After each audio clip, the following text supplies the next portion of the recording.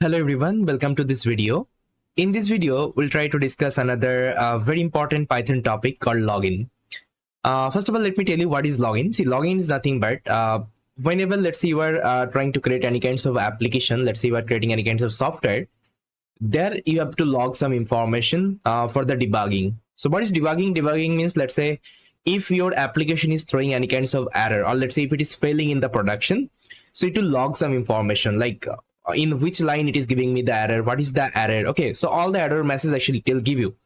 But in production server, actually it's not possible to see that particular print message, because what happens if I am executing my program in my VS Code, so there I have one terminal. So I think you know there actually I have one terminal, that means command prompt, right? Or if I'm executing my code in my Jupyter notebook, so there I'm having that particular console. So whenever it is printing something, I can see my let's say message from that particular console or from that particular command prompt itself. Okay, but in production means it's a cloud platform, like where you are hosting your application. Let's say we know, like, we host the application, right? Whenever we create any kinds of web application, we try to host that particular application, let's say in a domain www.xyz.com. So that's actually with the help of domain and hosting, we try to deploy our application in the production server, and my application will be running in the production server. And now let's say if your application is failing somewhere, if it is giving some issue, so it's not possible to open a terminal, or let's say command prompt, or let's say your Jupyter notebook in that particular production server and just check the code issue, like what is happening. And it's not possible to debug our application with the help of this particular print statement there. So for this, we have to use this particular login technique inside Python. I'll tell you how we can perform login. With the help of login, actually what I can do, I can log our information. That means I can save our information in a file itself, right? So what I will do, I'll just create a log file. Inside that particular file, it will log all the information. Let's say anything, or any kinds of error message you can log, any kinds of print statement you can log. Okay, so whatever, let's say, message you want to put, everything you can put in this particular file itself. Okay, this particular log file itself. So again, it's a practical actually understanding. So let's go to our code editor and try to understand this logging inside Python. So guys, to implement the login, first of all, I will import two Python package actually. So the first package, actually I need something called login. See, login is already a Python package. So it is an inbuilt Python package. You don't need to install separately. It is already available inside Python. So with the help of login, actually we can do the login operation. That means we can save the information of our application, right? Now there is another module I need to use called OS. Okay, OS means operating system module. So with the help of OS, that means operating system package, what we are gonna perform. See, I think you know, in your operating system, let's say I'm using Windows operating system. So here I can create a file. Okay, I can create a folder. I can open a folder. I can delete a folder. Okay, everything is possible with the help of this particular user interface. But if you want to perform with the help of code, okay, with the help of Python code, then we have to use this particular operating system library. So inside operating system library, there are so many functionalities are available. You can create a folder. You can delete a folder. You can copy some file inside a folder. Okay, everything is possible with the help of Python programming. And there are so many functionality of this particular operating system. Going forward, we'll be discussing whenever we require, because I told you it's not possible to remember all the functionality of a package, because there would be thousands of packages. Okay, so we'll be only using them whenever I need it. Okay, that's the idea. So these are the packages actually I'm going to use to implement this particular log inside Python. So here, the first thing what I'm going to do, I'm going to create a folder called log. Inside log folder, it will create a log file, and inside that it will save all the logging messages. Okay, so for this I'm going to take a variable and I'm going to name it as log underscore dir. That means log directory. And what is the log directory name? Let's say log directory name is something called logs. Let's say this is my directory name. Then I'm going to take another variable, my login file name. So here I will just write log underscore file underscore name. So log file name I'm going to take, let's say application.log. So make sure you are using this .log file format. Okay, not any other format. You can also use txt file, but I won't be recommend to use txt file, because every file has their own, let's say, responsibility.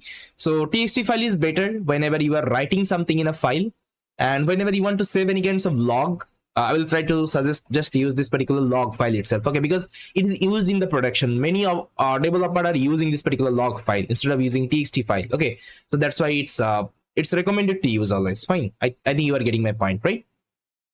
Okay. So I have defined my log folder as well as the logging file name. Now, so first of all, I'm going to create this particular log folder. So to create a log folder, I can use this operating system package, and inside that there is a function you will get, which is nothing but make directories. Okay, make dirs. So this will take the directory name. So let's say this is my directory name. So if you give any directory name, it will automatically create that particular specific folder. So let me show you. See, if I execute the program, it will create the directory here. See, log folder is created. Now see, if I again execute, it will throw me one error. It will tell you cannot create a file when that file is already exist, because it is already exist. I can't create again.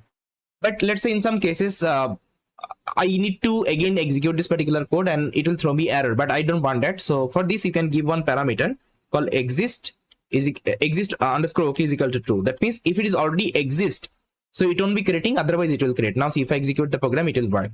That means it is already exist. It won't be creating. It will just ignore that particular line. Okay, that is the idea. Now inside this particular logs, okay, inside this particular logs folder, I need to create this particular application.log file. So for this, first of all, I will define a path. So to define this particular path, either I can directly write, I'll just write path is equal to log directories. Okay, log dir. And here I will give this particular plus operator. And inside that, I'm going to mention this particular slash, because what happens actually, if you see any kinds of directory, it will divide it by with this particular slash. Okay, slash, you can see.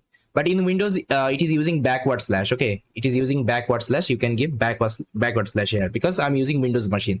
But see, when I'm using backward slash, sometimes actually it will use as a, let's say, any other operation inside Python. Let's say if I use \n.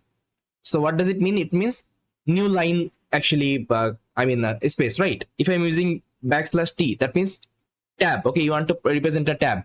So again, it's an issue. So what I can use the forward slash only. Now, again, I can use plus operator and I can write logging file name. Now see, if I print this particular path, now see, it will print this particular path itself. Okay, I can take the path like that. But see, if I'm using this particular approach, so I need to manually create this particular path. And again, this slash will give one issue. Let's say if you're executing this code in the, let's say, Windows operating system, it may throw you some error. And if you're using backward slash, so if you're using this particular code in the Linux or Mac operating system, it will again create an issue, because in Linux and Mac operating system, it uses forward slash. Okay, not the backward slash. Okay, so to prevent this particular issue, what I can use another functionality from operating system called os.path. Okay, path.join. So when os.path will automatically join this particular path. Let me show you. So I need to give my directory name and comma, I need to give my log file name. So it will automatically create the path based on your operating system. Okay, now see, if I store this thing in a path, now if I print this particular path, print my path. Now see, if I execute, see, automatically it will define this particular path. Now see, automatically it is using backward slash because it's a Windows operating system I'm using. I hope you got it. So instead of writing manually, I can use this particular code snippet to create any kinds of path. Okay, I think you got it. Okay, what I'm trying to do here.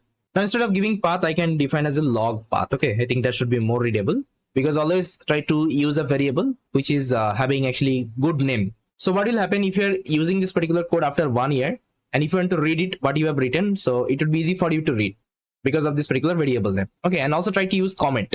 Everywhere try to use comment. I already showed you how to define a comment inside Python. Fine. So my log file, log path is also ready. Okay, I can show you the log path. Log path is also ready. That means now I can do the login operation. See, to perform the login operation, what I can do. So let me first of all delete this line. So inside logging module, okay, inside this particular logging module, I'm having one function called basic config. So you have to use this particular basic config. Now you can ask me how I will get to know, okay, whether it will be basic config or any other actually, let's say, function. Simply just go to Google and search for login in Python. Okay, you will see the official documentation of login. And here, if you see the code snippet, see, they're using basic config. Okay, basic config. Then you have to define the login label, then your file name. Okay, then you can also define the format of the login. Okay, so let me show you how I have done this particular configuration. You can also visit that particular documentation and you can read it, okay, how they're writing, because they're writing step by step. That's why you can see different kinds of code snippet. But if you read all the documentation, at the last you will see they are also writing like me only, right?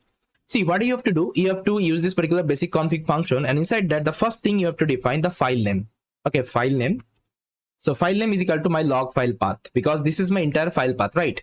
So I want to create a login file application.log inside the logs folder, and this is the entire path of my file. Okay, I hope you got it. Now the second, let's say, parameter you have to pass called format. Okay, what should be the log format? So here I can define the format. Format is equal to, so this is the format I usually use. So let me tell you what is the format.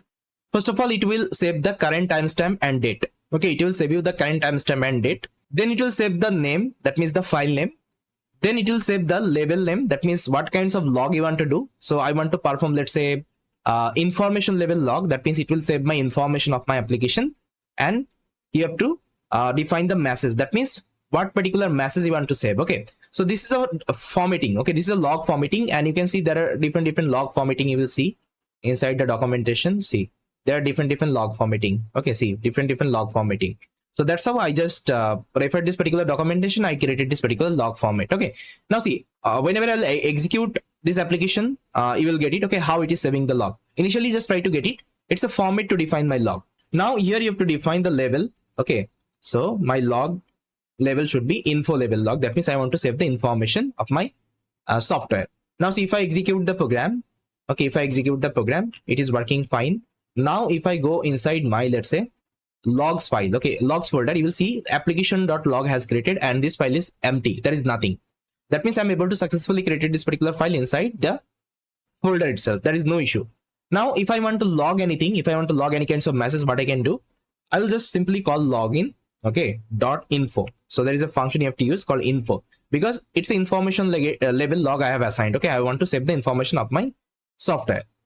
Now inside that you can pass any kinds of message. So here I can give, let's say, hello world. Now see, if I execute the program, it will work fine. Now see, if I open my application.log, now you can see the hello world message I have given, it is logged here. Instead of printing inside my console, okay, instead of printing like that inside my console, sorry, what I'm doing, I'm logging this particular message inside my log file itself. Now see, what will happen? First of all, it will save the current timestamp and date. You can see this is the current date and this is the current timestamp I executed this particular code. That means every time you execute your application, that particular timestamp would be saved here. So here you have mentioned the format. ASCII time, that means the current timestamp. Okay. Now the second thing is root. What is root? So it is coming from the name. Name means from where you are executing your application. You can see this is my project folder, and I'm executing my application from the root folder itself. Okay, that means this is my current folder, project folder, and this file is present inside my project folder. That means in my root folder. Okay, so that's why it's coming as a root. Then I'm giving the label name. That means what kinds of log you want to save. Here I've given info label. That's why it's an info label. Okay, and the last one, the message. That means whatever message actually you are giving, it will come here. Okay, this is the log format. I think you got it. Now let's say I want to log another message. I can simply give, let's say, log.info.